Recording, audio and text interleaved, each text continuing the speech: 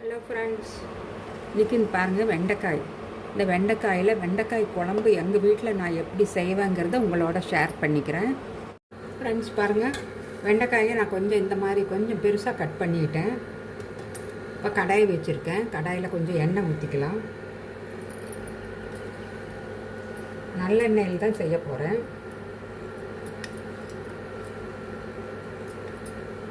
அதில் 1 table spoon அளவுக்கு எண்ணெய் ஊற்றிக்கிட்டேன். இந்த வெண்டைக்காயை போட்டு நல்லா வதக்கிக்கலாம். ஸ்லோ ஃப்ளேமில் வச்சு நல்லா வதக்கிக்கலாம்.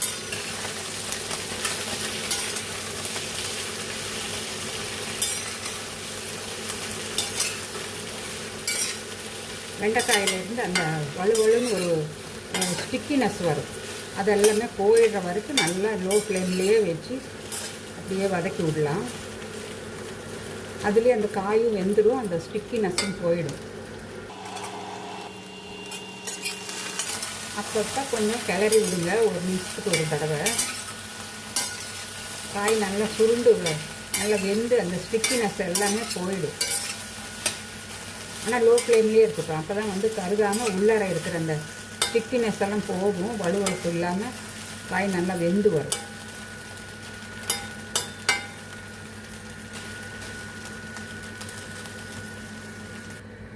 இப்போ இந்த தேங்காய் கொஞ்சம் பாருங்கள், அப்புறம் 1 டீஸ்பூன் சோம்பு, இது ரெண்டையும் நல்லா மிக்சியில் போட்டு ஃபைன் பேஸ்ட்டு அரைச்சி எடுத்துக்கலாம். இப்போ கிளறி விட்டுக்கலாம். இந்த வேர்த்து விடுற தண்ணி அதிலேயே விட்டுடும்.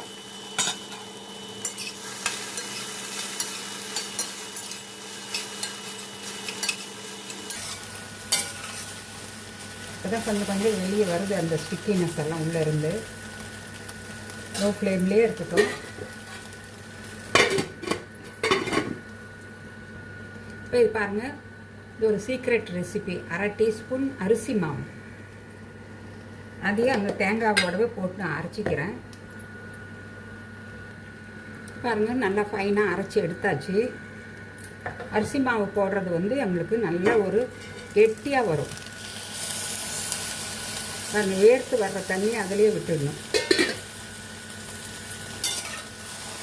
ஈர்த்த மாதிரி இல்லாமல் கிரேவி கொஞ்சம் ஒன்றா சேர்ந்த மாதிரி வரும்.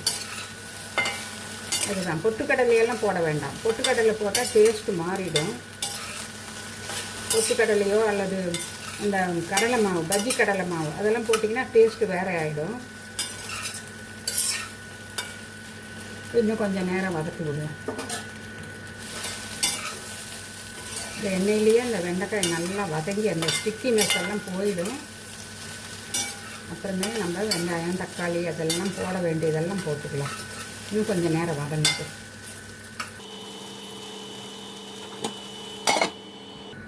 தக்காளி பாருங்கள், ஒரு 4 தக்காளி இது மாதிரி கட் பண்ணி வச்சுருக்கேன். இதில் பாதியை நான் பியூரியாக அரைச்சி எடுத்துக்க போகிறேன். பாதி தான் இதில் போட்டு வதக்க போகிறேன். பாருங்கள், இது மாதிரி மிக்சி ஜாரில் போட்டு நல்லா அரைச்சிக்கிட்டேன். பாருங்கள், இப்போ காய் நல்லா வெடித்து வந்திருக்கு பாருங்கள். இந்த ஸ்டேஜில் எனக்கு காய் நல்லா வெந்துடுச்சு. நல்லா அந்த ஸ்டிக்கினஸ் எல்லாமே போயிடுச்சின்னு சொல்லி நான் இப்போ ஒவ்வொன்றா ஆட் பண்ணிக்க போகிறேன். இதில் வெங்காயம் ஃபஸ்ட்டு போட்டுக்கலாம். சின்ன வெங்காயம் அந்த எண்ணெயிலே அது வதங்கிடும். இருக்கிற எண்ணெயிலேயே வெங்காயம்.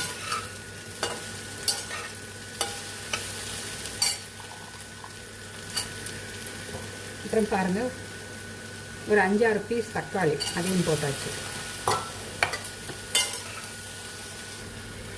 இதில் கூடவே கொஞ்சம் மஞ்சத்தூள் போட்டுக்கலாம்.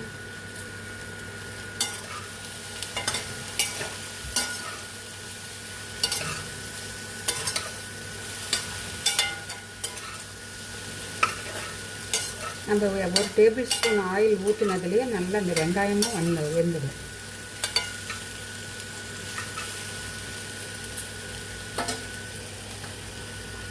கருவேப்பிலை நல்லா வெந்தாங்கன்னா கிள்ளி போட்டுக்கலாம்.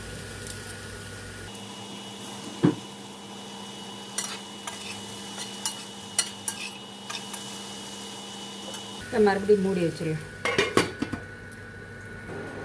பாருங்கள், புளி, ஒரு சின்ன நெல்லிக்காய் அந்த நெல்லிக்காய் சைஸ்க்கு புளி ஊற வச்சுருக்கேன். அதை நல்லா ஃபில்ட்ரு பண்ணி எடுத்துக்கலாம் புளியை.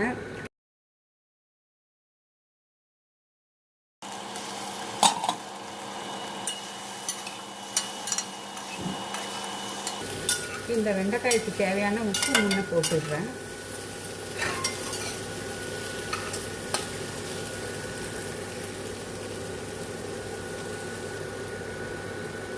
கல்லுப்பு ஒரு டீஸ்பூன் அளவுக்கு கல்லுப்பு, அப்புறம் கொஞ்சம் தனியா பவுடர் போட்டுக்கலாம். வேறு எந்த கரம் மசாலாலாம் எதுவும் வேண்டாம் இதுக்கு, வெறும் தனியாத்தூள் மட்டும் போதும். நல்லா ஒரு டேபிள் ஸ்பூன் அளவுக்கு தனியா போட்டு நல்லா கலந்து விட்டு இப்போ இந்த டொமேட்டோ பியூரியும் இதோட ஊற்றிடுறேன்.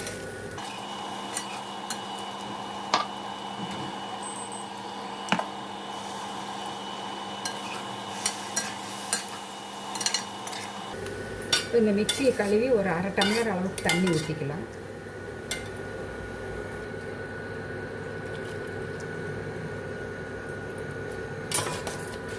எல்லாமே லோ ஃப்ளேமில் வச்சு தான் செய்கிறேன். இப்போ இதுக்கு மிளகாய்த்தூள், காரமெல்லாம் உங்களுக்கு பிரியந்தான். நான் வந்து சும்மா கம்மியாக அரை டீஸ்பூன் தான் போட போகிறேன்.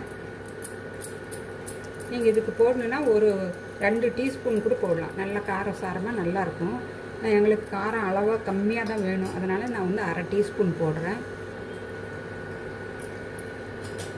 போட்டாச்சு. இப்போ நல்லா கலந்து விட்டு கொஞ்சம் நேரம் மூடி வைக்கலாம். இப்போ அதில் நான் இப்போ புளியை நல்லா பிசைஞ்சு ஃபில்ட்ரு பண்ணி எடுத்துக்கிறேன்.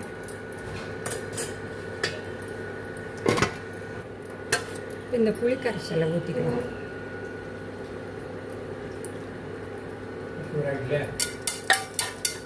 நான் ஊறாக்கிட்டேன், நீ ஊறாக்கல மறந்து ஊற்றிக்க வேண்டியது. புளி கரைசலும் ஊற்றியாச்சு.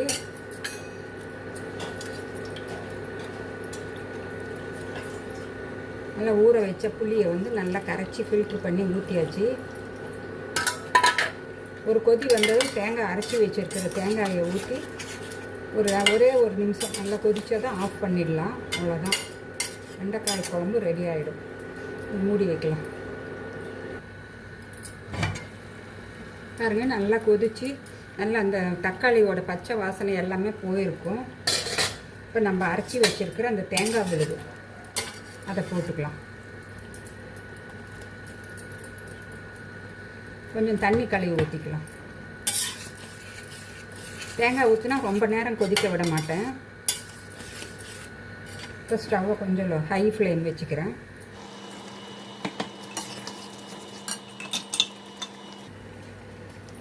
என்னுடைய சமையலில் வந்து எண்ணெய், காரம் இது ரெண்டுமே ரொம்ப கம்மியாக தாங்க ஊற்றி செய்வேன். உங்களுக்கு வந்து இப்போ எண்ணெய் வேணும்னா முதல்ல நீங்கள் இன்னும் கொஞ்சம் கூட ஊற்றிருக்கலாம். எண்ணெய் பிரிஞ்சு அப்படியே மேலே வரும், அந்த மாதிரி இருக்கும். காரமும் அதே மாதிரி தான். கொஞ்சம் அதிகமாக போட்டிருந்தீங்கன்னா உங்களுக்கு நல்லா ரெட்டாக வரும். அந்த வெயில் டைமில் அதிகமான காரம் சேர்த்துனா உடம்புக்கு ரொம்பவுமே ஹீட் ஆகிடும். அதனால் நான் காரமும் ரொம்ப கம்மியாக தான் போட்டிருக்கேன். இன்னும் கொஞ்சம் தண்ணி ஊற்றலாம். மொத்தம் 1 டம்ளர் தண்ணி அளவுக்கு மிக்சியை கழுவி ஊற்றியாச்சு. அப்போ தான் எங்களுக்கு அந்த குழம்பு மாதிரி ஒரு டெக்ஸ்டர் வரும். சாதத்தில் பிசைஞ்சு சாப்பிட்றதுக்கு சூப்பராக இருக்கும். சப்பாத்திக்கெல்லாம் கூட நல்லாயிருக்கும். ஏன்னா நான் புளி கம்மியாக தான் ஊற்றிருக்கேன், தக்காளியோட புளிப்பு தான். அவ்வளோதாங்க. ரெண்டு கொதி வந்தாலே அடுப்பை ஆஃப் பண்ணிடலாம். மூடி வைக்கிறேன். குழம்பு ரெடி ஆகிடுச்சு பாருங்கள். இப்போ ஸ்டவ் ஆஃப் பண்ணிடுறேன். சூப்பரான வெண்டைக்காய் குழம்பு எங்கள் வீட்டில் நான் எப்படி செய்வேங்கிறத உங்களுக்கு ஷேர் பண்ணியிருக்கேன். கொஞ்சம் ஃப்ரெஷ் லீவ்ஸ் போட்டுடலாம்.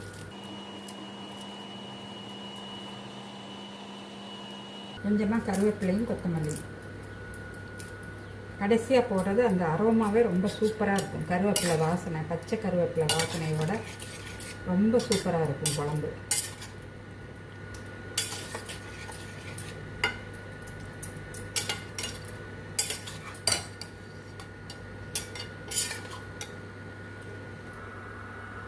நீங்களும் ஒரு தடவை செஞ்சு சாப்பிட்டு பார்த்து உங்கள் ஃபீட்பேக்கை கமெண்ட் பாக்ஸில் போடுங்க ஃப்ரெண்ட்ஸ்.